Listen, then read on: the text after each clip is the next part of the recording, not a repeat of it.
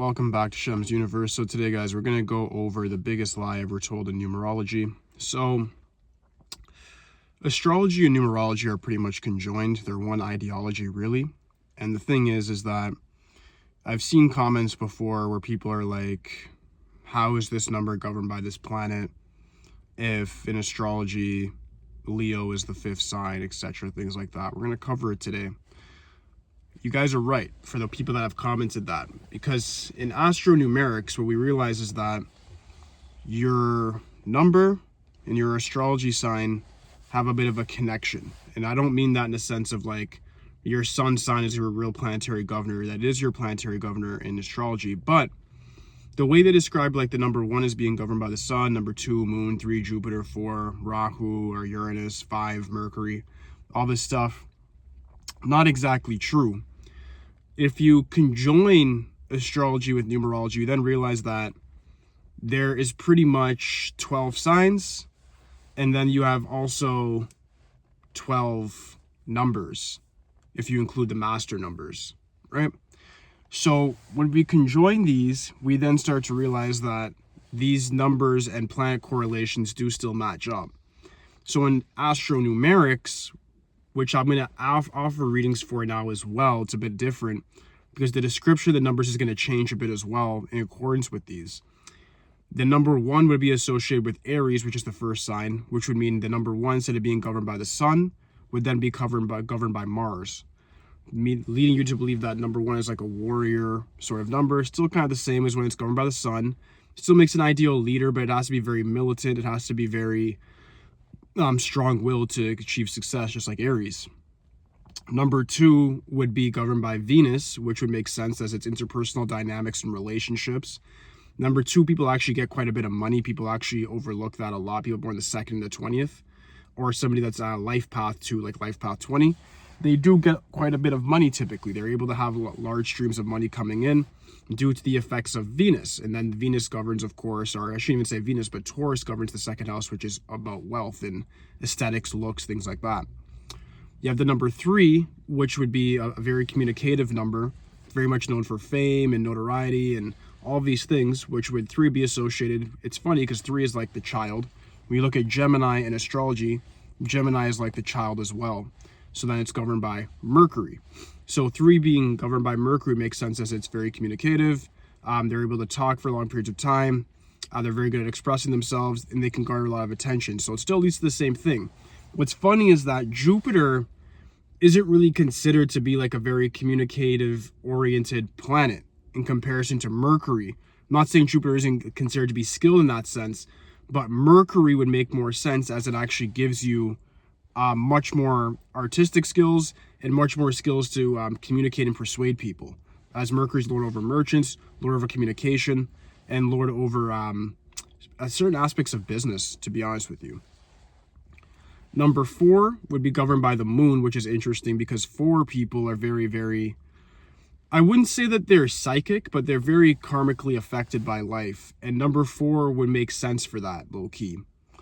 And the reason I say that is because number 4 is all about having almost an issue with family. The moon deals with the mother. So it's like number 4 people usually have issues either with like a maternal or paternal figure, but oftentimes 4 people have issues with their maternal figure a lot. So as a result, this would actually make sense that 4 and the moon have a bit of interconnection, and that you actually need to follow the guidance of the moon, move subtly, you can still be pragmatic, all these things still apply. But the issues that surround moon sign, not the moon sign, but people like Cancer, are the same things that people with number 4 actually have to go through. People with Cancer usually find very stable jobs as well in the finance industry, administrative, human resource, things like that. Same thing goes with the number 4. They can find a lot of stability within 9 to 5 work, yes, but they can also be very self-employed and do very well there as well because they're very competent. They outwork all their competition. So the same traits still apply, like I said, guys, just different planetary governors. Number 5 is the one that'll shock you guys because, of course, that's Leo. So you guys are thinking like, okay, so what? That's the sun. Number 5 being governed by the sun is interesting because the sun gives the number 5 people fearlessness, which we always know the 5 to be very fearless. A sense of adventurousness, a sense that the universe is theirs. And it gives them a bit of a king-like aura. And if you look at 5 people, they're considered the most attractive. They're always the center of attention. It's the sexually attractive number. So thinking about that with the sun, it gives that bit of a attraction, right? Like when they're around people, they have that charisma. The sun goes around, everybody gravitates around the sun. All the planets gravitate around the sun. So if you understand that fully, you start realizing, okay, well, number 5 is sort of that person, the life of the party. So you start realizing that again, these inherent traits still match up. Number 6 would be associated with Virgo, which makes sense as number 6 is all about family. Virgo is all about the virgin. So we have Mercury there as well. It's the dark side of Mercury. Gemini is the light side of Mercury. So number 3 makes sense, light side of Mercury when it comes to like being artistically inclined, good at writing, speaking to a certain extent. Sometimes they can have anxiety. Number 6 is very good when it comes to like things like hands-on skills, right? So like Mercury gives them the dark side of things, like when it comes to mind-body coordination. So Virgo people tend to be quite athletic. They could be musicians as well. They can be healers like surgeons, spiritual healers, counselors, things like that, or just engineers even, right? Like music engineers or actual like engineers when it comes to like welding, whole nines, jet engineers. All of these things apply with the number 6 as well, as it still deals with mind and body coordination. And they have very good aesthetics as well. It's still quite attractive. They know how to speak and convince people to do things. So they get that part of the mercurial effects as well. Number 7 is an interesting one because you'd have number 7 with Venus. So people be like, number 7, Venus. The reason number 7 makes sense to be associated with Venus same way is because Venus has a lot to do with family. Number 7 usually has a feeling of separation from family. So a lot of their life lessons, if you have a life path 7, Venus would definitely govern you, as you have to learn about karma for sure, yes, and the idea of what family truly means to you. And with the number 2, they have the same sort of thing. They're looking for a partnership, which in turn leads to family. So that makes sense that even 2 and 7 usually get along quite well. So number 7 being in that position leads one to believe that, okay, as a 7, you're naturally a loner, but you're meant to actually learn a lot about family and unity throughout your lifetime using your intuition and growing in spirituality.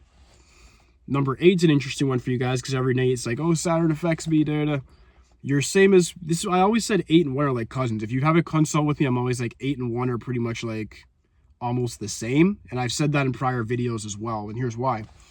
The number 1 is governed by Mars. Number 8 is governed by the dark side of Mars, or you could say it's Pluto, but conventionally we know Scorpio is governed by Mars as well, right? So when we look at that, we start realizing number 1 is a leader and very forceful and the warrior. Number 8's the same thing, a warrior. You got number 8 people are always very forceful with things. They like to get things done through brute force. They have a vision and they're conquerors. So as an 8, using Martian militancy, which is what you need to be very militant, just like the number 1 has to be very militant. That's how you actually get ahead in life. It's as simple as that. Number 9 would be governed by Jupiter. This makes a lot of sense as well. Jupiter doesn't need any rays from the sun. It finds completion within itself. The number 9 is life lesson is to find completion within themselves. As a 9, you go inwards. I don't know how to draw that for you guys, but I did it for myself. But as a 9, you just go inwards, right? So if you're somebody who's meant to find completion within yourself, you have to exemplify the features of Jupiter, which doesn't even need the sun's rays in order to survive, unlike every other planet in the universe that are not even in our universe, but in our galaxy. Next, we have the master numbers. So we have 11, 22, and 33. Now, you guys are probably thinking like, okay, so Capricorn's governed by Saturn, so what, 11 Saturn? No. 11 is 2 1s and a 2. The reason master numbers are more powerful than every other number is they have more planetary influences directly helping them to manifest and do things. Now, here's the formula for how master numbers actually operate. Number 11 is 2 Mars energy accompanied by Venus. The Venuses with the number 2 makes them very attractive. When they speak, they have that charisma, the charm. They can push a crowd. And the 2 Martian energies of the number 1 give them the force and the will to manifest what they want. The number 22 is 2 Venus energies, very attractive. They speak. When people speak, they're like, okay, yeah, this person can build, this person can put things together. Cool. Then they have the number 4, which would actually associate now with the moon. So they still have that same moon element, just like they would with the 22 when we consider 2 governed by the moon. So they have 2, 2.